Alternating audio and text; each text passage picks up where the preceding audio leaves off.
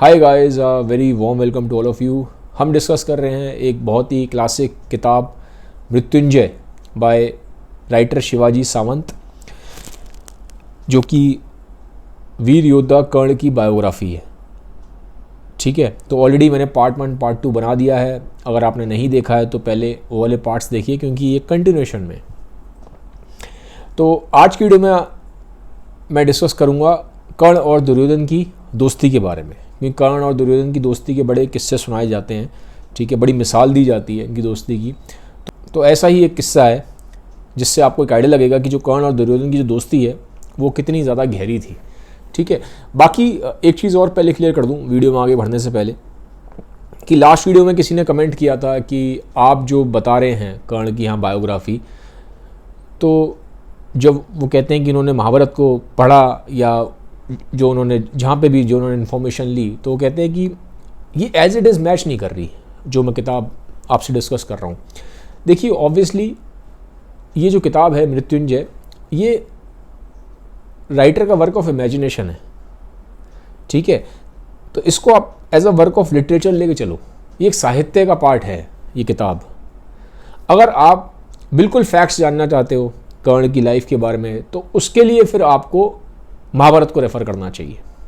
ठीक है, तो इस किताब को मृत्युंजय को आप as a great piece of literature समझ के आप मेरी बातों को सुनिए। ठीक है, अगर आपको फैक्ट चाहिए तो मैं फिर बोलूँगा, उसके लिए फिर आपको महाभारत को रेफ़र करना चाहिए। ठीक है, अब इस किताब के ही किस्से को मैं आपसे बात कर रहा हूँ। मैं अपनी तरफ से कोई किस्सा नहीं बना रहा हूँ, जो बुक में लिखा है वो मैं आपसे डिस्कस कर रहा हूँ। अब होता क्या है कि कर्ण की शादी हो जाती है। कर्ण की जो शादी है वो हो जाती है वृषाली से। अब कर्ण की जब शादी वृषाली से हो जाती है तो ये बात उठती है कि जो दुर्योधन है इनकी भी शादी हो जानी चाहिए। ठीक है, एज हो गई थी, युवराज थे, तो शादी होनी चाहिए इनकी भी। अब उस टाइम पे क्या था कि ज़्यादातर ना स्वयंवर होते थे। स्वयंवर, अब स्वयंवर क्या होता है? स्वयंवर मतलब जो लड़की के पिताजी होते हैं वो ना कॉम्पिटिशन सा कराते हैं कि भैया कॉम्पिटिशन हो रहा है, जिसमें सारे इंडिया के जितने भी बड़े बड़े राजा हैं, योद्धा हैं, सब आएंगे, अपनी अपनी स्किल्स दिखाएंगे, और जो उस कंपटीशन को जीत लेगा लड़की उसी के साथ जाएगी। ठीक है, उसी से शादी होगी लड़की की। तो ऐसे ही एक राजा की लड़की थी जिसका नाम था भानुमति। ठीक है, भानुमति। तो जो भानुमति जी के जो पिताजी थे उन्होंने बोला कि अब कंपटीशन है, सबको इनविटेशन भेजा, आप आ जाइए। तो ये इनविटेशन हस्तिनापुर भी पहुंचा जहाँ पे दुर्योधन थे। अब दुर्योधन ने बोला कि मैं शादी करना चाहता हूँ भानुमति से, तो मैं स्वयंवर में जाऊँगा, मैं उस कंपटीशन में जाऊँगा। और दुर्योधन को अपने भाइयों से भी ज़्यादा, जबकि अराउंड 100 भाई थे टोटल। ठीक है, तो दुर्योधन के 99 भाई थे, दुर्योधन सबसे बड़े थे। तो दुर्योधन को अपने भाइयों से भी ज़्यादा भरोसा कर्ण पे था। तो पहली चीज़ तो ये जाते हैं अपने कुछ भाई लेके, और कर्ण को लेके ये भानुमति के जो राजकुमारी थी उनके उसमें जाते हैं कंपटीशन में, स्वयंवर में। अब जब वहाँ पहुँचते हैं तो देखते हैं भैया पूरे इंडिया से आए हुए हैं, देश भर से बड़े बड़े योद्धा, बड़े बड़े राजा, ठीक है, बड़े बड़े शूरवीर आ रखे हैं। अब उस टाइम पे क्या था कि जो कंपटीशन होते थे उसमें मोस्टली 2 या 3 चीज़ें होती थी। या तो आपको तीर से कहीं निशान लगाना है, या फिर 1-on-1 फाइट करनी है। फाइट कैसे करोगे? तो उस टाइम पे ना गदा बहुत यूज़ होती थी। ठीक, या फिर द्वंद्व युद्ध होता था। द्वंद्व युद्ध में क्या होता है कि जैसे कि 1-on-1 आप लड़ोगे, उसमें एक तरह से कुश्ती है, कुश्ती करवाते थे। लेकिन जब ये वहाँ पहुँचे तो मालूम पड़ा कि इस टाइप का कोई कॉम्पिटिशन है ही नहीं। सिर्फ जो राजकुमारी भानुमति थी उसमें सारे राजाओं को खड़ा कर दिया गया लाइन से, वो सबको देखेंगी, जो उनको पसंद आ जाएंगे उनके ऊपर वो अपनी जो वरमाला है वो डाल देंगी और वही उनका हस्बैंड हो जाएगा। ठीक है, तो मतलब मोस्टली सिर्फ लुक्स के बेसिस पे सिलेक्ट कर रही थी वो। तो सबसे पहले नंबर आता है, लाइन सारे राजा सारे लाइन में खड़े हो जाते हैं। सबसे पहले होते हैं शिशुपाल, तो शिशुपाल को रिजेक्ट कर देती हैं। फिर आगे सेकंड नंबर पे कोई राजा होता है, उसको वो रिजेक्ट कर देती हैं। सारे धीरे धीरे करके बहुत सारे राजा रिजेक्ट करती हैं। फिर एक जगह जरासंध भी खड़े होते हैं, जरासंध को भी रिजेक्ट कर दिया जाता है। ठीक है, तो जरासंध फिजिकली काफ़ी पावरफुल है। तो उनको भी रिजेक्ट कर देते हैं। फिर काफ़ी एंड में लाइन में दुर्योधन होते हैं, दुर्योधन का नंबर आता है। अब जब वो दुर्योधन के पास जाती हैं भानुमति, सामने दुर्योधन खड़े हैं, इधर भानुमति खड़ी हैं, जब वो दुर्योधन को देखती हैं तो दुर्योधन के पीछे ना कर्ण भी खड़े हुए हैं। अब कर्ण की पर्सनैलिटी ऐसी थी कि जैसे ही भानुमति कर्ण को देखती है ना, वो एकदम इम्प्रेस हो जाती है। कर्ण के बारे में ऐसा बोला जाता है कि जो कर्ण थे, एटलीस्ट इस किताब में जो लिखा है वो बता रहा हूँ आपको, कि कर्ण बहुत ज़्यादा हैंडसम थे, पांडवों से भी ज़्यादा हैंडसम थे। उसका रीज़न ये भी दिया जाता है कि ये सूर्यपुत्र थे। इस चीज़ को बहुत बार रिपीट किया गया है, ठीक है। तो अब इस पर एम्फेसिस क्यों दिया गया है कि ये सूर्यपुत्र थे? थोड़ा सा हम कर्ण की बर्थ के बारे में जानते हैं। कर्ण कुंती के लड़के थे, ठीक है, और सबसे बड़े लड़के थे। जो पांडव थे, जो 5 भाई थे, ये उन्हीं के भाई थे कर्ण, लेकिन सबसे बड़े थे, ठीक है। जनरली हम सोचते हैं कि जो पांडव थे उनके सबसे बड़े भाई थे वो युधिष्ठिर थे, लेकिन जब आप कर्ण के बारे में पढ़ोगे तो आपको मालूम पड़ेगा कि पांडवों के भाई ही कर्ण थे और ये इन सबसे बड़े थे, युधिष्ठिर से ही बड़े थे। तो फिर सवाल उठता है कि फिर पांडवों को क्यों नहीं पता कि ये हमारे बड़े भाई हैं? वो एंड तक नहीं मालूम पड़ता इनको, ठीक है। और खुद कर्ण को भी नहीं मालूम होता कि वो कुंती के ही लड़के हैं। उसका वजह ये होती है, थोड़ा सा जब आप पढ़ेंगे महाभारत को आपको मालूम पड़ेगा, जब कुंती की शादी नहीं हुई थी पांडु से, महाराजा पांडु से, तो शादी से पहले कुंती को ना एक वरदान मिला था। एक ऋषि ने उनको वरदान दिया था, ऋषि दुर्वासा ने उनको वरदान दिया था कि वो जब चाहें कोई अगर मंत्र का, जिस मंत्र का उच्चारण करेंगी तो जिस चाहे देवता को, ठीक है, वो बुला सकती हैं और उनको जो चाहेंगी वो वैसा वरदान मिलेगा। तो एक दिन महारानी कुंती, उस टाइम तो महारानी नहीं थी, शादी से पहले की बात बता रहा हूँ, ठीक है। तो जो कुंती हैं वो खड़ी होती हैं, ठीक है, सामने अपने समझ लिए खिड़की के पास खड़ी हैं, सामने सूरज निकल रहा है। तो सूरज को देखती हैं तो ये सोचती हैं मन ही मन कि जो मुझे वरदान दिया हुआ है ऋषि दुर्वासा ने, ठीक है, तो मैं एक बार उसको टेस्ट करके देखती हूँ कि सच में काम करता है कि नहीं करता। तो मंत्र का उच्चारण करना शुरू कर देती हैं और सामने सूर्यदेव होते हैं तो उनका सूर्य मंत्र का उच्चारण करती हैं। अब जब ये उच्चारण करती हैं तो वो सच में काम कर जाता है।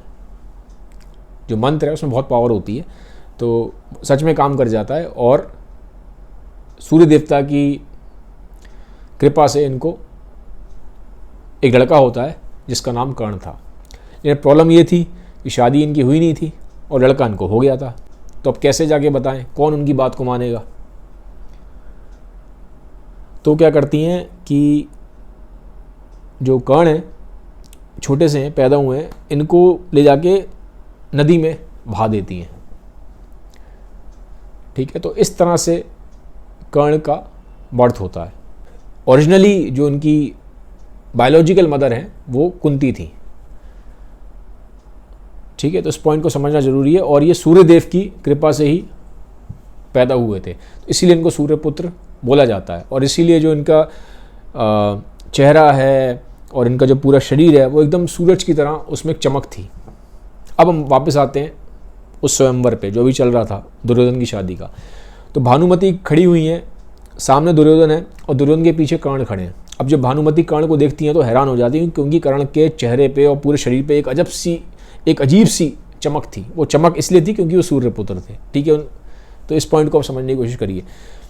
अब दुर्योधन इस चीज़ को भांप जाता है कि भानुमति जो है वो कर्ण की तरफ देख रही है, और कर्ण की तरफ देख रही है तो उसको डाउट हुआ कि कहीं ना कहीं ये कर्ण से इम्प्रेस हो जाएगी तो कर्ण को ही ना चूज़ कर ले एज अ पति। तो कर्ण, दुर्योधन को ये बात पता समझ में आ जाती है, वो भांप जाता है चेहरे के भानुमति के जेस्चर्स को देख के। तो वो क्या करता है, ताकतवर था बहुत, शरीर से बहुत ताकतवर था दुर्योधन, तो एकदम से ना उठा लेता है भानुमति को और लेके चल पड़ता है बिल्कुल उसके जो जहाँ पे स्वयंवर हो रहा था, वो जो कमरा है उसके बाहर, और सबको बोलता है कि मैं भानुमति को लेके जा रहा हूँ, ठीक है। जिसमें यहाँ पे जितने भी और राजा हैं और जो जितने भी राजकुमार आए हुए थे, जिसमें भी दम है मुझे रोक ले आके, मुझे अपनी ताकत के दम पे रोक के दिखा दो जिसको रोकना है।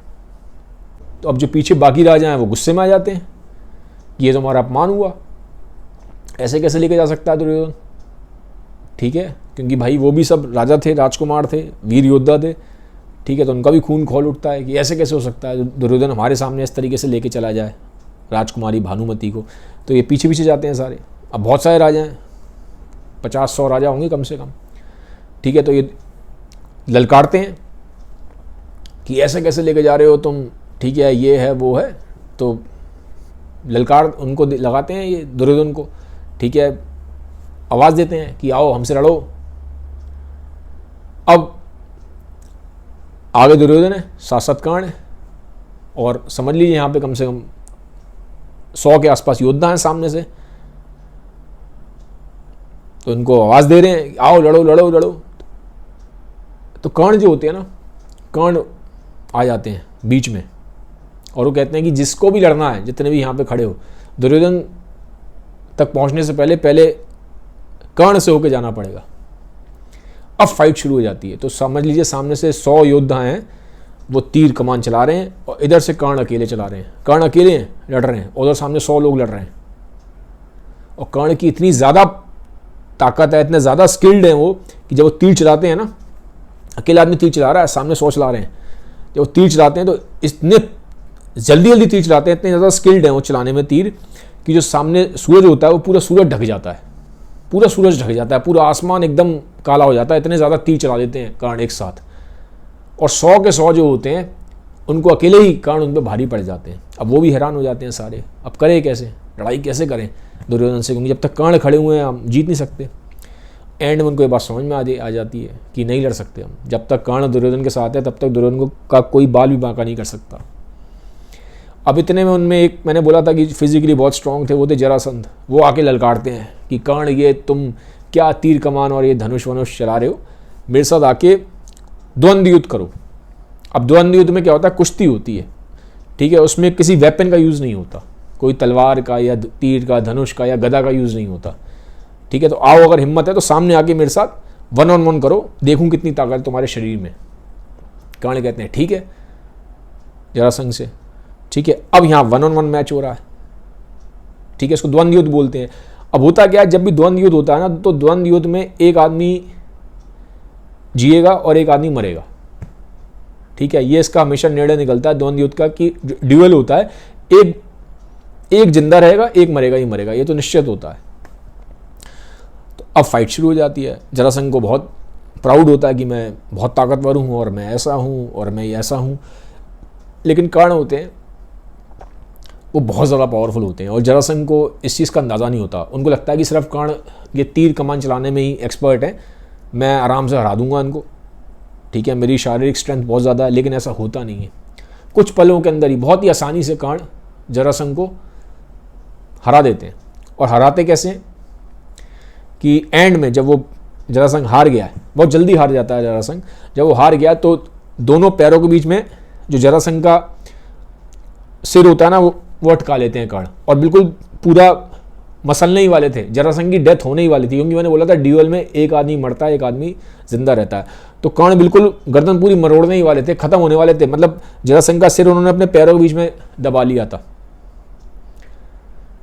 तो इतने में क्या होता है, जो राजकुमारी भानुमति है, उनके जो फादर होते हैं, वो जब देखते हैं कि भैया जरासंध की हालत तो बिल्कुल खस्ता हो गई है, आंखें पूरी बाहर आ गई हैं, बस प्राण जाने ही वाले हैं, ठीक है, तो वो आवाज़ लगाते हैं कर्ण से, कहते हैं हाथ जोड़ के, ये हमारे पड़ोसी देश के राजा हैं, आप इन्हें छोड़ दीजिए, ठीक है, ऐसा सही नहीं लगता, ठीक है। तो कर्ण दयावान बोले जाते हैं, तो वो कहते हैं ठीक है, मैं इनकी जान बख्श देता हूँ, तो जान बख्श दी जाती है। अब जैसे जरासंध निकलता है, ठीक है, बच के निकलता है, जब कर्ण उनको छोड़ देते हैं, तो ऐसा नहीं कि वो चला जाएगा कहीं, वो इमीडिएटली समझ जाता है कि भैया कर्ण जैसा कोई नहीं है, कोई भी नहीं है इतना ताकतवर पूरे इंडिया में। और आप ये देखिए कि जब भी आदमी को ये चीज़ मालूम पड़ती है ना कि कोई आदमी में कैपेबिलिटी है, तो हर आदमी चाहता है कि मैं इस आदमी से दोस्ती करूं। तो इमीडिएटली क्या करते हैं, जरासंध कर्ण का हाथ उठा देते हैं और कहते हैं कि भैया आज से मेरा मित्र है, और जो मेरा राज्य है, इनका एक राज्य होता है बहुत बड़ा, उसका एक नगर में इनको इनके नाम पे करता हूँ, इनको दे देता हूँ कर्ण को। तो अपने राज्य का एक नगर वो कर्ण को दे देते हैं। कहते हैं भैया मैंने कर्ण जैसा योद्धा आज तक नहीं देखा। तो यहाँ पे एक लेसन ये भी है कि अगर आपके अंदर कैपेबिलिटी है ना, अगर आपके अंदर सच में कैपेबिलिटी है, तो जो आपका दुश्मन भी है वो भी आपका फ़ैन बन जाता है। तो दुनिया कैपेबिलिटी का लोहा मानती है, ठीक है। तो फिर कुछ नहीं, कर्ण जो होते हैं वो आराम से दुर्योधन के साथ रथ में आते हैं और दुर्योधन चले जाते हैं। तो अब एक बात और भी फेमस हो जाती है सब जगह कि जब तक दुर्योधन के साथ कर्ण है तब तक कोई कौरवों का बाल भी बांका नहीं कर सकता। जब तक कर्ण है दुर्योधन के साथ तब तक दुर्योधन को हरा पाना नामुमकिन है। जब महाभारत की लड़ाई भी होगी ना, तो दुर्योधन को सबसे ज़्यादा जो भरोसा है वो अपने भाइयों पे नहीं है। उसके 99 भाई थे, तो सिर्फ भाइयों के दम पे वो युद्ध नहीं लड़ा।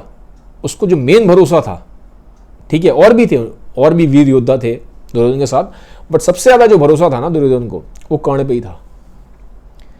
दुर्योधन को ऐसा लगता था कि कर्ण को हरा पाना नामुमकिन है।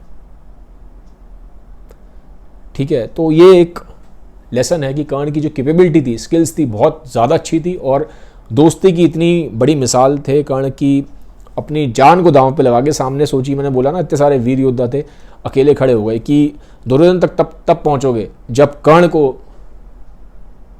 हरा के जाओगे आप आगे। ठीक है, तो जान न्यौछावर करने से वो डरते नहीं थे।